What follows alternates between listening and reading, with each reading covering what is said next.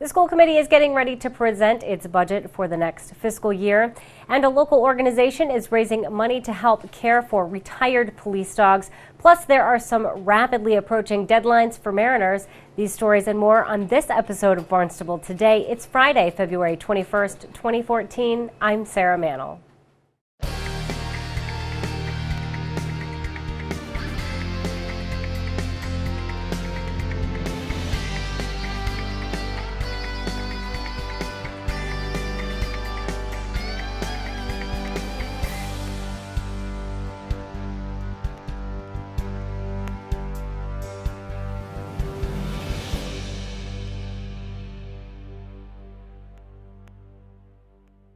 The school committee will hear the initial presentation of the proposed fiscal 2015 budget this Wednesday night. The committee will meet in the Knight Auditorium at Barnstable High School for that presentation. The meeting will begin at 7 o'clock Wednesday, February 26th. Caring for a retired police dog can be costly. That's why Joe Ambrosini founded the Canine Relief Fund 10 years ago. The organization raises money to help pay for vet bills that are incurred after a police dog retires. Ambrosini says it's something that has been on his mind since his time working as a canine handler with the Barnstable County Sheriff's Department. I was a canine handler for the Barnstable County Sheriff's Office at one point, and when the dogs retire, the departments do not pay for them anymore. And we look into insurance and everything because the dogs, when they get to a certain point, just like people, the insurance companies don't want to touch you, and if they do, the premiums are so high it's not worth it. So this foundation, through a very nice IRS guy, believe that or not, and he helped me work through this thing. It took me like 6 months. And what this foundation does is it pays for the vet bills when the dogs retire. Ambrosini says oftentimes caring for a retired police dog can become a burden for the officers who adopt them. And it's a perpetual thing. The dogs are retiring all the time.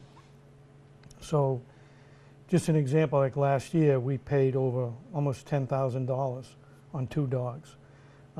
That's a lot of money for anybody. It's a lot of money for somebody that, especially when they have another dog or a family. You know, a lot of the guys are mid-age. That's a big expense. $4,000 or $5,000 is a big expense. The dogs live another 5 years, and they deserve, for everything that they've done, you know, whether it be a drug dog or a utility dog, a police dog, everything that they've done and people that they've saved and drugs that they've found and bad guys that were apprehended, you know, they deserve a little bit. And that's why I formed it. It's a lot of work. Everybody's a volunteer. All the merchants on the Cape have been extremely good to us. They've taken care of us to help us build the foundation, so we have money in there. Ambrosini says all working dogs deserve to have a restful retirement. You know, the working dog, he goes to work with you, and canine officers, their hours, they're crappy. Right. They're either midnights, evenings, or, you know, it's never day shifts. They work tough hours, and those dogs work tough hours, and they train. There's a minimum standard for training, so they're either training or working. They're with them constantly. They're with them more than their wives or kids or anything like that. So, yeah, and, you know, like I said, and I can't but say, they deserve, you know, a couple of years of relaxation and not worry, and the officer doesn't have to worry about putting his dog down because he couldn't afford to take care of it. The Canine Relief Fund is hosting a fundraiser this Sunday at the Yarmouth House restaurant from 3 to 7 p.m. The suggested donation is $50. The event will include a silent auction, raffle, music, and hors d'oeuvres. Spring is quickly approaching, and that means it's time for mariners to renew their mooring permits. Barnstable This Morning host Sarah Colvin talked with Marine manager Eric Schufelt to get all the important deadlines. We share a portion of that interview with you now. Lots of stuff to talk about. We have passed one important deadline, and that was the mooring and Marina waitlist renewal. That passed on February 15th. Did most people get their paperwork in on time, Eric? Yeah, I'd say the lion's share did. Yeah, it was our first year. We bumped the date back a month, but we had started letting folks know that last year so that they had good warning. All of our documentation and paperwork that went out explained that it was earlier. But yeah, we got a good response, and yeah, I would say we have most people did get their stuff back in. Great, and we'll be able to see those updated wait lists coming up pretty soon on the website. That's correct. I was just looking to see if mine was up there yet. I'm not sure if the mooring stuff is, but I believe the Marina stuff has been sent in. So hopefully it'll be put on and shortly. Great. And so that deadline has gone by, but there are a couple more coming up pretty rapidly. The next one would be mooring permit renewal. So talk to me a little bit about this deadline. That's a big one. Everyone that has had moorings in the past, and we know how protected those are from everybody. This is the primary renewal date, which is February 28th. That's this next week, next Friday from now. And those are all due. We do have a lot that have come in. We have 2,500 in town total, plus or minus.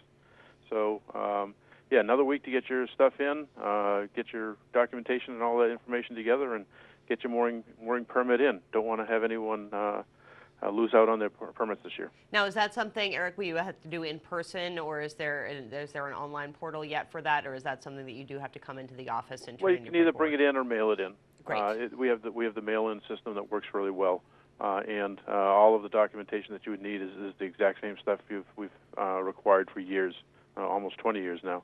So it's nothing new. It's just the date that folks need to get their stuff in. Sure. And if people are mailing it in, does it have to be received by Friday the 28th or postmarked by Yes, Friday the 28th? Yes, it needs to be in by the it needs to be into our office by the 28th. Great. So I'd say if you're mailing it, do it now. Yeah, bring it in. You got a whole week. Which we've had since the beginning of January when we mailed them out. So you have this last week. Get them in. Derek and Pam will be in the office waiting with bated breath to process it.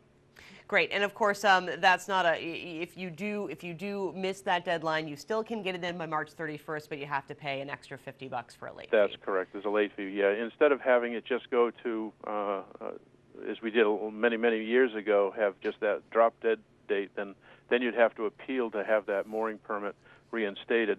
We do have the 1 month worth of late fee time, so you do have another month after that, but it is going to cost. So. Great. Let's talk about mooring inspections. Yep. Is this something people should do on a regular basis? Have their mooring inspected? Yeah, the mooring regulations require that every year your mooring we take a look at your mooring, and then every 3 years we take a full inspection. So a lot of folks do their own inspecting. They come in. I think we have probably a couple hundred folks that do their own. So if you want to bring it in, which a lot will, as part of their mooring application, just give us a call, schedule a time, talk with Pam or Derek at our main office, and they can get you in and get it inspected, sign off on your permit, and be ready to roll for the season. I'll give you I'll put the phone number out there for the folks. It's 508-790-6273. Like I said, Derek is the new mooring officer, and Pam is our assistant helping us with the moorings. Great. And so all you have to do is call 790-6273, set up an appointment, have your mooring checked out, make sure it's all functioning properly, and you're ready to go. Love thinking about the boating season, especially with all the snow that's still on the ground. It's coming fast. It's still only February, but as you can tell, we're ramping up for May and June already. Absolutely. I want to talk about a couple of more dates and deadlines before we get into more conversation. But seasonal parking passes for the Marina at Prince Cove, those will be available March 1st. That's correct. We will be, those will be in the office, and if anybody wants to come in and purchase one of those, we have them. We also send out a reminder notice to folks that have had them in the past if they're interested in coming in. A lot of folks like to buy them early. And that cost is $150 for the season, parking with your vehicle, with a trailer, whatever, at the Marina at Prince Cove. Yep. Great. And then some Marina slip contract renewals, those are in the mail in April and due back on May 1st. That's correct. That's the first stage of our slip contract mail out. All of that, all of the information that we got from our deposits that we took in January, that we received in January, and then we create our contracts from there, and for all the folks that are coming back and enjoying our marinas this year. Yep, and those will be back May 1st. They will be in the mail on April. To learn more about those deadlines, you can visit town.barnstable.ma.us and click through to the Marine Environmental Affairs Department.